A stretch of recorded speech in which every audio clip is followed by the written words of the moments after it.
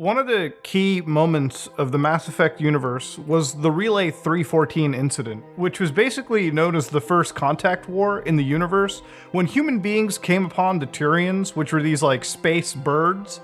Now the Turians in the Mass Effect universe might as well be considered like space United States.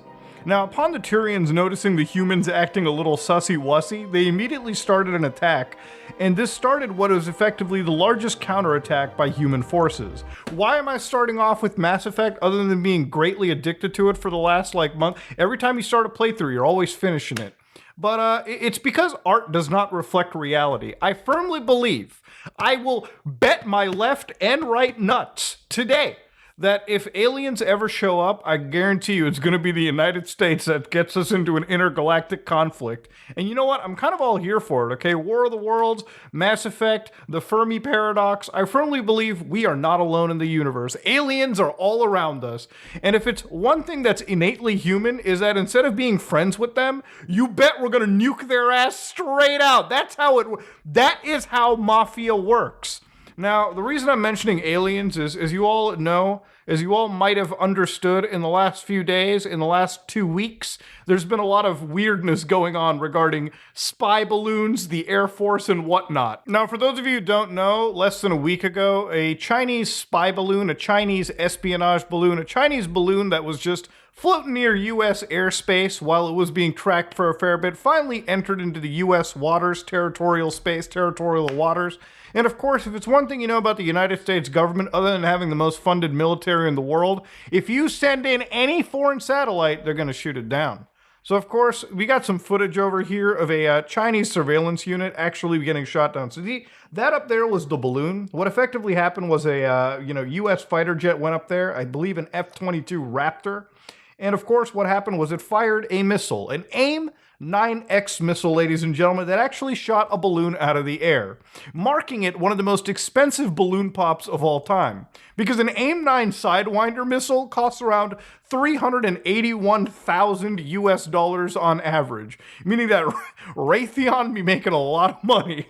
Every time that missile gets fired, that's a lot of money being burned. This makes it a $400,000 balloon pop, okay? It's insanity where we're at these days. If you ever wonder why defense spending is so high, it's because defense contractors charge like $600 for a bar of soap. It's wild indeed. But of course, that's a whole different topic right there. Now, of course, the Chinese government, all right, if we get their official response from the Ministry of Foreign Affairs, Winnie the Pooh ended up actually stating the airship is from China. It is a civilian airship used for research, mainly meteorological purposes, affected by the westerlies, and with limited self-steering capability, the airship deviated far from its planned course. The Chinese side regrets the unintended entry of the airship into U.S. airspace due to force majeure. The Chinese side will continue communicating with the U.S. side. Yeah, of course, what do you think they're going to say? Yeah, it was a weather balloon, or it would have been a spying tool. Now, I don't want to bring in the conspiracy theories over here. Frankly, we're going to have to wait for everything to come out. If we're talking about international espionage, the Chinese, the U.S., the Russians have a far bigger chance at cyber attacks than sending in weather balloons. I genuinely do believe this probably was just a weather balloon. Probably, not completely. So, of course, it's up to the U.S. government to confirm. Now, of course, this wouldn't be so Lamau heavy. Obviously, this was a, little spy balloon that was taken down. Unfortunately, what happens next just a few days later would send us into a dizzy, if you will. Now, of course, just a few days later, what ended up happening was in Alaska, they ended up actually scrambling the jets to take down something that was the size of a small car, quote unquote. And of course, to understand why the Air Force did this, the actual reasoning is that anything of that size is an actual imminent threat to actual civilian aircraft. Meaning that people that are flying in that area, like jetliners, recreational aircraft, you gotta understand, anything you have the size of a small vehicle, whether it be the size of a Prius or whatever, in the air, if a vehicle, a Boeing, wants to hit that, it can cause hundreds of people to die, all right? That's just how this works. So anytime you have, things like this floating around in airspace, they will scramble jets or send missiles to shoot it down to prevent hundreds or if not thousands of deaths that could potentially happen via an aerial collision. If you thought like, let me tell you something about airspace, okay? Airspace is highly patrolled, highly regulated, especially when it comes to potential dangers like this. Now, of course, people immediately wondered, man, maybe it wasn't just a high-altitude object. What if this was an Alamau UFO? Now, according to the actual government, we do not know who owns it, whether it's state-owned or corporate-owned, or privately owned. Of course, I had no idea who was actually really behind it. All they knew was they'd send down an F-22 with that same Sidewinder missile and actually shot it down. Now, I might be like, but Mudo, why do they keep burning $400,000 missiles? I actually believe it's because the government doesn't want to give its actual battle capability in case it's a government, like, spying on them. So they use, like, publicly known missiles and technology just so no other, country, whether it be like an actual Chinese spy or a Russian spy, gathering any form of battle knowledge on any of our technology, right? It's just how governments operate. Now, of course, it started a pretty funny psyop, ladies and gentlemen, where effectively what had happened was people made up a town in Alaska where they alleged that this debris, this UFO, was shot down on. This town was known as Cumtown, Alaska. Now, no relation to the Cumtown podcast, but of course, what had actually happened was throughout that entire day, basically on the threat of potential alien invasions, people had just memed that this was actually a real town, allegedly in Alaska. To understand, I'm going to break the matrix a little bit for you and show that this is where the actual shooting had occurred. So they shot it down somewhere near the town of Dead Horse, Alaska. I say town because it's got like maybe 2 hotels, but I'm pretty sure this is mostly like a research area or something for like the government to have like one outpost on. You can see that where it was shot was literally at the northern tip of Alaska. So this is literally something that came across the Arctic Ocean. Now, according to this press release that you can watch yourself, the general takeaway is, yes, it was the size of a small car. It was probably unmanned. It maintained an altitude, I believe, of 40,000 feet, and it didn't appear to have any significant payload whatsoever. But of course, it also didn't appear to be self-maneuvering. This image was released to basically showcase that Chinese spy balloon, for instance, right? And then it's also its relation to aircraft. So you can see 24 to 37 kilometers above, which is where the surveillance balloon was. And then, of course, you can see that you've got fighter aircraft that, like at that altitude, then commercial airliners, and then helicopters, okay?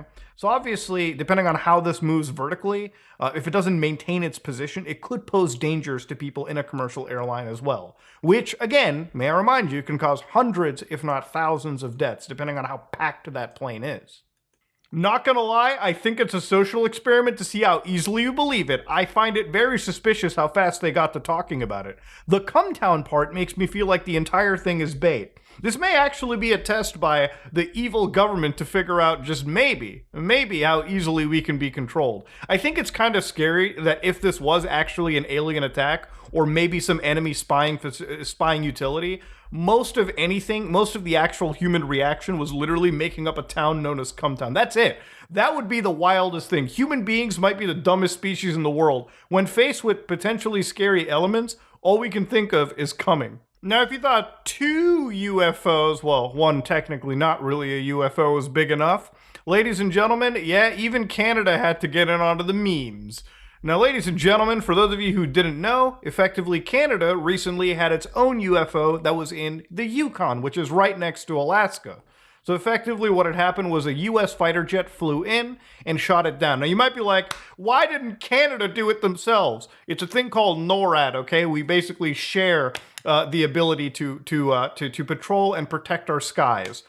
To be real, most of the job is entirely on the US, but hey, that's a whole different story. Yeah, we shot down a cylindrical object over Canada. And of course, the Canadian forces are currently recovering that cylindrical object and trying to identify what the hell it actually even is. All we know is it's cylindrical, and that's pretty much what it comes down to. According to the entire, press, she stopped short of calling it a balloon, but said it was smaller than the Chinese balloon shot off from the South Carolina coast a week ago, though similar in appearance. Aloft at 40,000 feet, it posed a risk to civilian air traffic and was shot down at 3:41 Eastern Standard Time. There's no reason to believe that the impact of the object in Canadian territory is of any public concern. Again, it seems like we're just getting invaded by weather balloons all around us, and that's pretty much what it's done. But at the same time as this, apparently Montana had its own airspace, a portion of it shut down by the FAA. Yeah, this was wild because literally the night I was looking at this, as the Canada thing was happening, they had jets scrambled in like Montana, and they actually locked off the airspace for a little bit. According to NORAD, literally, they ended up saying, with the cooperation of the FAA, North American Aerospace Defense Command implemented a temporary flight restriction airspace in central Montana to ensure the safety of air traffic in the area during NORAD operations. NORAD detected a radar anomaly and sent fighter aircraft to investigate, which is why they were patrolling if you were, awake enough to capture the flight maps in real time. Those aircraft did not identify any object to correlate with the radar hits. NORAD will continue to monitor the situation. Again, to think about it, they ended up apparently just getting a blip on their radar, and they immediately scrambled the aircraft to make sure it wasn't like something serious. And according to NORAD, it probably wasn't. Which again, obviously this kind of stuff keeps bringing out the conspiracy theories from everyone, always wondering, maybe are aliens about to hit us? Look, I think we all can agree the 2020s have been a wild decade so far, with no sign of slowing down. If it's any decade where aliens are going to show up and we get into an intergalactic war with them, it's gonna be 2020. So we might as well rip the band-aid off and get over with first contact. Now, this basically marks 4 incidents with 3 confirmed balloon casualties. Not balloon casualties, 2 UFOs, 1 balloon, which makes it somewhere over like millions of dollars worth of balloon popping. I guess one could say that the Air Force is quite adept at it. But ladies and gentlemen, all jokes aside, big congrats to the Air Force for even getting it, because if this is something serious, at least we know they're taking care of it. Now, there's a few scenarios here. I think the easiest, most likely scenario is probably the fact that these are just weather balloons, or maybe spy balloons or espionage balloons that keep entering airspace. Look, I think it's a safe bet to know that every country spies on each other, okay? Even if this is just for meteorological checks, I would guarantee that there's probably some shady works going on. Again, it is more likely that if any other country wanted to spy on you, there's much more covert methods. Why any country would think sending a big balloon into another person's airspace and not expecting it to get shot down, that's just insanity to me. Now, of course, if one of these devices, the cylindrical object, is in fact an alien artifact or an alien object, or maybe Roger from American Dad, then we might be risking intergalactic warfare in the next few months. And to be honest with you, given how interesting this decade has turned out, I'm down for it, dude. I'm ready for that shit, dude. I'm grabbing the plasma lasers and I'm going out to fight. That's just how it goes. Literally only a few hours ago in Rizhao, a coastal city in China, even they confirmed having to shoot down a UFO, an unidentified flying object, meaning that aliens are not just interested in Canada or the United States. They're touching all the big cities. Again, this is not confirmed aliens. I have to say this just so nobody gets misinformed. This is a UFO, okay? So unidentified flying object could literally be anything. And we're going to have to wait until, the Chinese government tells us more. I remember literally about a year ago, I looked at EAS scenarios, like emergency alert scenarios, when it came to like creepy, like anxiety driving things. And I'm honestly waiting for an EAS scenario where like literally aliens are starting to attack us. Honestly, I would not be surprised if I got if I got one of those like Amber Alerts, like those phone like notifications, the EAS notifications with the whole alarm and everything, telling me that we finally made first contact and the aliens are actually pissed at us because we decided to down them instead of making friends with them. It's also kind of ballsy, I think, for human beings, knowing that we are not a spacefaring race, but if anybody came near us, you bet we're shooting you down. We're literally fighting with actual technologically superior beings, if true. But again, all jokes aside, aliens have not entirely been confirmed yet. I say yet, because there's always a distinct possibility. If you ever think about the world around us, we're not the only bits of intelligent life. I would even question if human beings are truly intelligent in the first place. So obviously there's aliens out there, and honestly, the only reason I get so excited about this is at some point, even in my life, if I'm 95 years old and on my deathbed or something, I at least want to know and see an alien at some point in my life. I want us to start first contact, okay? I want to at least see something significant in my lifespan. Look, I'm born too goddamn early to explore the stars and too late to explore the earth around me. That's just how it goes. I want something fun out of it. Every day I read in the news that a goddamn meteor the size of Texas is gonna hit. But no, nothing cool like that happens. So for the first time, we've got so much UFO stuff going on in the next few days. Please, dear God, don't let all of these be goddamn balloons. Do not let this be some weird reference to 99 left balloons. Give me a goddamn alien. And that's pretty much what it comes down to, ladies and gentlemen. I'm going to ask you what you think about this in the comment section below. Do you think this is just balloons? Maybe a government psyop to test how quickly we are to programming? Or maybe, just maybe, aliens? I'm going to go on the dark web, actually, and check out what I find. But ladies and gentlemen, if you like what you saw, please like, comment, and subscribe. Dislike it if you dislike it. I am out.